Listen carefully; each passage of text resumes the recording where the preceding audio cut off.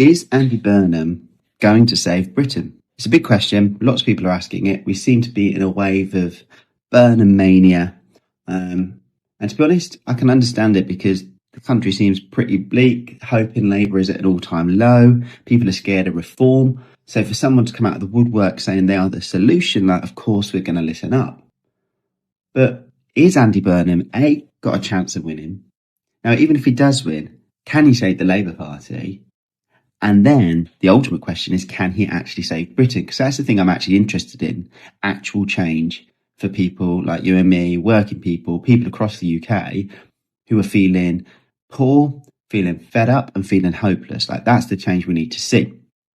So first of all, we've got to look at how we got here. So Andy Burnham is only standing because Labour triggered their own by-election. I'm finding it very frustrating now that people are saying, oh, the Greens need to step aside to not risk a reform win. I'm sorry, but triggering a by-election is risking a reform win. And if Andy Burnham does win and that triggers a mayoralty race in Greater Manchester, that is also risking a reform win.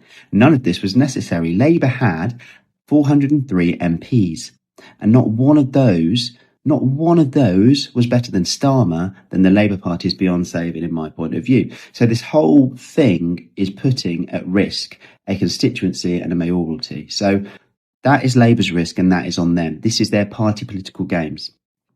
That to one side, let's look at Macclesfield, where Burnham is standing, and he is a local lad. He is liked there, and he's done well in the mayoralty. However, when you look at the polls before he was standing, it had Reform winning at 50%. So this is a Reform safe seat.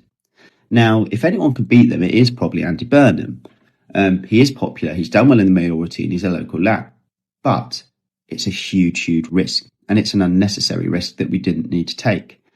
Reform will throw everything they've got at it, and if Reform win, this could put the final nail in the Labour Party coffin.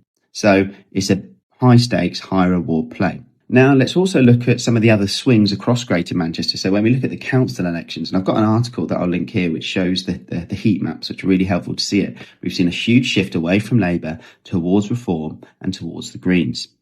Now, this is also really important when we consider who is going to win a by-election for the constituency, but also the possibility of a mayoral by-election. This is really interesting. There is a chance, I think, that Reform will win this, but there is also a huge shift towards the Greens across Greater Manchester. When we look, I think that's about 11% towards the Greens from the local elections in Greater Manchester, 30% swing towards Reform in Greater Manchester, and a 20% swing away from Labour. That's from this year's local elections. That's really important information. Next, we've got to look at the last by-election, also in Greater Manchester, Gorton and Denton. We saw a swing of about 27 points towards the Greens, a swing of 15 points towards Reform, and again, a swing of 25 points away from Labour. This is all like pointing the same direction. Labour down, Greens and Reform up. How will this play out in a by-election? Well, it's hard to say.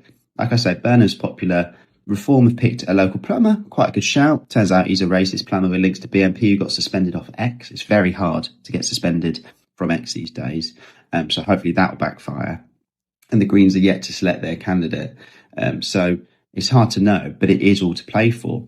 But let's talk about Burnham himself. So the thing that strikes me is the country's crying out for change and hope. So it's no wonder that we're going, okay, Burnham, this could be it. But everything that Burnham is saying is exactly the same that Starmer was saying when he ran for Labour leader.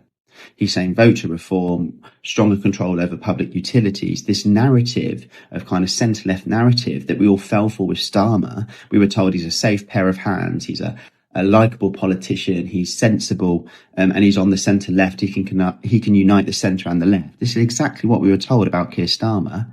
It's the same, but just for Andy Burnham. Now, when we look at his politics, he was part of the privatisation of the NHS when he was health secretary. He voted for the Iraq war. Like, this isn't a man associated to the left. He was very critical of Corbynism and said it was the worst thing that happened to Labour. This man is not a natural ally. And then when you look at some of the things that you thought, okay, well, we'll vote for Burnham if he gives us PR and all these various other things. Well, actually, he's backtracking. He's saying, oh, we wouldn't use PR or single transferable vote till the next parliament. You know, we'll do that next time. He's backtracked on trans rights, recently saying that he will now support the implementation of the European guidance.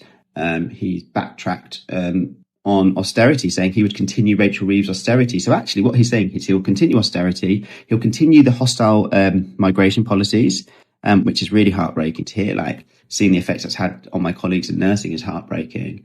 He'll continue the austerity, continue hostile environment policies. He'll continue the transphobic policies, and he won't do voting reform. Like, what are we actually voting for? We need to wake up. This man is not representing the left. He would not be selected as a Green candidate, end of, because his politics is not right.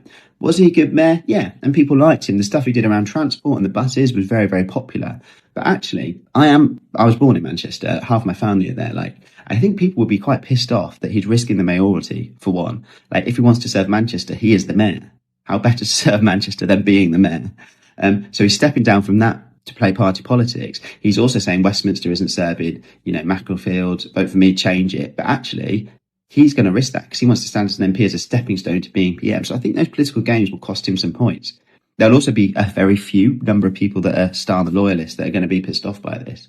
But those percentages will really be important as we come to consider, like, overall, because it's going to be a close race. Restore are also standing as well, which could take a few points off Reform. So it really is all to play for. But what I want us to think very carefully about on the left is, what are we actually asking for and what do we wish for? We shouldn't step aside for someone who says openly, I'm going to continue austerity and continue a hostile immigration policy. I'm sorry, we do not work with that as far as I'm concerned. The Greens need to stand because we need to give people hope. The most recent polls from YouGov had Greens on 21% and Labour far below that. Greens as the official opposition and Labour as something like 16 seats. Like, they are not the most popular party anymore. And I get it. People like my dad, who have Mancunian through and through, voted Labour all their lives. They're attached to Labour. They see it as the means by which the working classes have some control over their lives and have the opportunity to create change and be their voice. But he knows on an academic level that's changed. But the chance, a glimmer of hope to save that, obviously it resonates with people, and I get that. And I've also considered it myself and gone back and forward. Is it better to have Burnham or not? I think it will just prolong Labour's death, because we saw that with Starmer. People got behind him. He was popular. It's the same thing. Within a few years, Labour have collapsed and we've got fascists banging on the door. That's because of Starmer's politics, not his personality, his politics. And Burnham's politics are exactly the same. So we've got to be really careful here what we're asking for and what we're wishing for. It's going to be all to play for. I think it's likely that Burnham might well win, but I think it's also likely that Reform could win. I also think if Greens throw everything at it, we've got a really good chance because, like I say, the greatest swings across Greater Manchester. So it is all to play for, but also it's not the only game in town. This is Labour's. This is their games. This is their party politics. Them deciding who's leader. To be honest, they're shuffling deck chairs around on the Titanic. It really doesn't matter. Greens need to stay focused. We need to stay focused on trying to win. We need to field a candidate because we're not going to back down and stand aside for Labour. But we also need to be ready for a mayoralty because a Green Manchester mayor would be a fantastic addition. And we need to keep growing our membership in our party because Burnham, to be honest, I'm not even sure he can save the Labour Party, but he certainly will not save Britain.